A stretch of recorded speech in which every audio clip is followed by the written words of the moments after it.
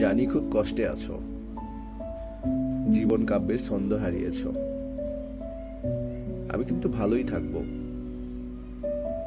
পার্কগুলোর বেঞ্চে বসে সময় কাটাবো। কাল থেকে কারো শারীরিক ভাষা অনুবাদ করা লাগবে না। মগবাজার, পান্থপথ, বিজয় সরণিতে কোনো যানজট থাকবে না। রিক্সা থেকে নেমে পুলিশের সাথে কম্প্রোমাইজ খেলতে হবে না।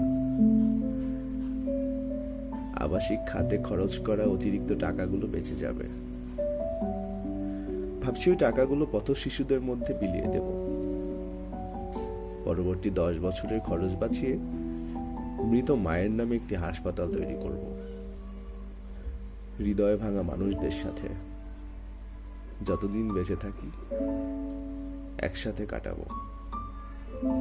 তুমিও বরং ভালোই থেকো, ভুলে যেও পিছনের সমস্ত কথা, সমস্ত স্মৃতি।